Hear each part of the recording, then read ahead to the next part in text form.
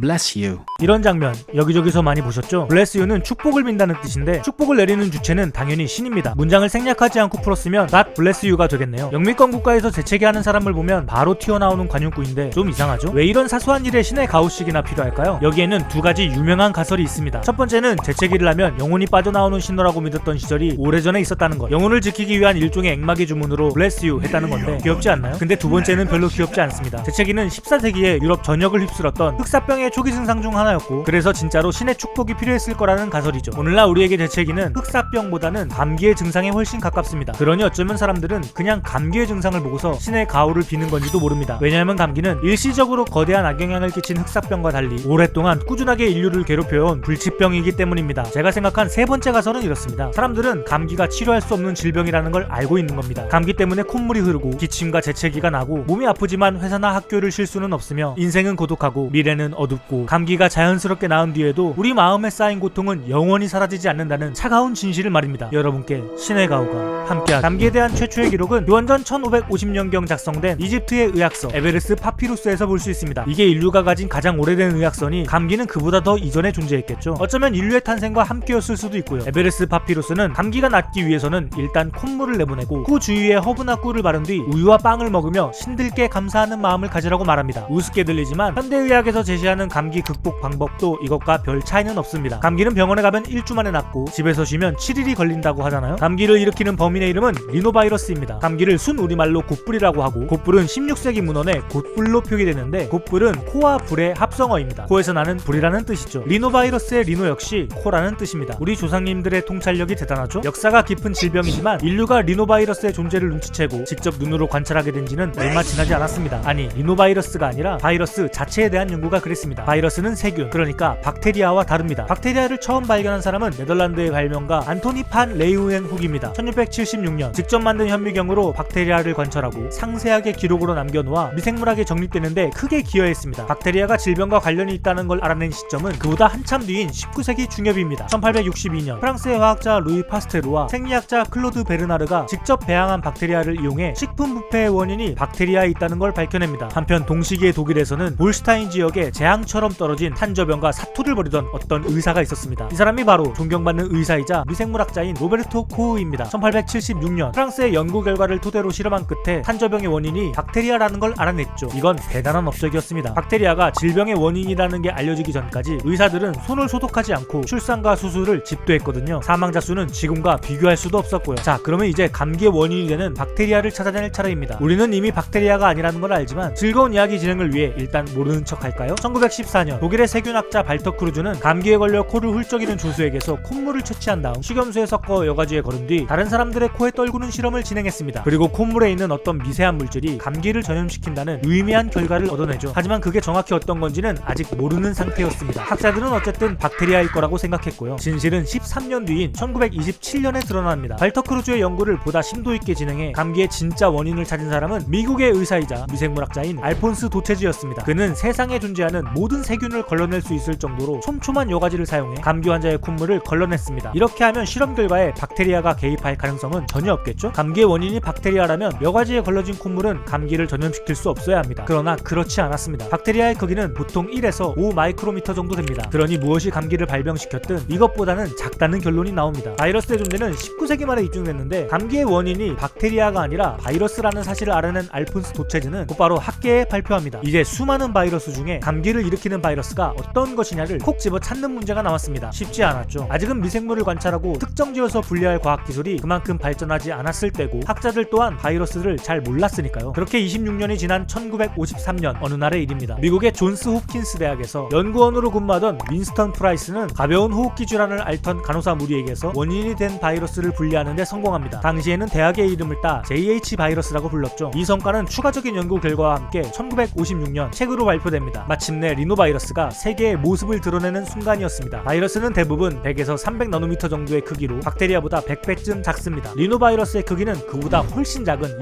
20나노미터고요. 바이러스 중에서도 가장 작은 크기입니다. 왜 이렇게 발견이 늦게 됐는지 대충 짐작이 가시겠죠? 리노바이러스는 겨우 10개의 유전 정보를 가지고 있습니다. 이걸로 기생한 세포를 오염시키고 자신을 복제하는 과정에서 숱하게 많은 돌연변이 형제들을 만듭니다. 현대의학이 감기를 쉽게 정복하기 어려운 이유입니다. 온몸을 두들겨 패는 듯한 고통을 주며 숙주를 죽음으로까지 내모는 잔인한 인플루엔자 인플루엔자 바이러스와 달리 리노바이러스가 일으키는 증상 자체는 별게 없습니다. 비교적 적은 수의 세포에만 기생하고 콧물을 좀 흘리게 할 뿐이죠. 근데 이건 말이 안 됩니다. 누구나 한 번쯤은 감기로 고생해본 경험이 있을 테니까요. 몸을 아프게 하는 감기의 증상은 리노바이러스가 일으키는 게 아닙니다. 바이러스에 감염된 세포는 사이토카인이라는 특수한 단백질을 분비합니다. 사이토카인은 경찰을 부르는 신고전화 같은 겁니다. 그런데 깜짝 놀라 달려온 경찰이 범행 대응 경력이 없는 신찬내기라면 어떻게 될까요? 상황을 잘 모르는 면역세포는 몽둥이를 휘두르며 무차별적인 폭력을 행사합니다. 이 과정에서 감염된 세포가 죽고 면역세포가 죽으며 우리 몸은 코나 목의 염증, 열과 함께 통증을 일으킵니다. 감기의 고통은 대부분 우리 몸의 면역체계가 일으키는 셈이죠. 감기를 낫게 하는 가장 확실한 방법은 그냥 가만히 있는 겁니다. 직장이나 학교를 쉴 수 없어 고생하더라도 보통은 1주에서 2주 사이에 저절로 회복할 수 있습니다. 아직 몸이 성장하지 않은 어린이들은 감기보다 감기약이 부작용을 일으킬 확률이 더 큽니다. 리노바이러스는 바이러스이기 때문에 박테리아를 죽이는 항생제도 통하지 않습니다. 그러면 병원에서 처방하는 약은 사기인가요? 물론 그렇지 않습니다. 의사는 환자의 상태에 따라 감기가 아닌 감기의 증상을 완화시켜주는 약을 처방할 수 있고 약해진 몸의 면역체계를 뚫고 들어올 박테리아를 물리치기 위해 항생제도 처방할 수 있습니다. 우리 몸은 리노바이러스 같이 약한 개체의 침입과 맞서 싸우며 적응하는 과정에서 보다 튼튼해집니다. 그래서 사실 감기가 나쁜 점만 있는 건 아닙니다. 조금 전에 경험이 부족한 경찰 이야기를 했는데 경험이 쌓이면 우리 몸은 훨씬 부드럽게 외부의 위협에 대처할 수 있게 됩니다. 사소한 병치레가 면역체계 이상의 원인인 알레르기나 크론병을 예방할 수 있다는 연구 결과도 꽤 나와 있습니다. 아픔으로 성장하는 건 우리의 정신만이 아닙니다. 바이러스에 대해 할 이야기가 아직도 남았는데 그건 다음 영상에서 하겠습니다. 들어주셔서 감사합니다. 지금까지 301초 잡박질주였습니다.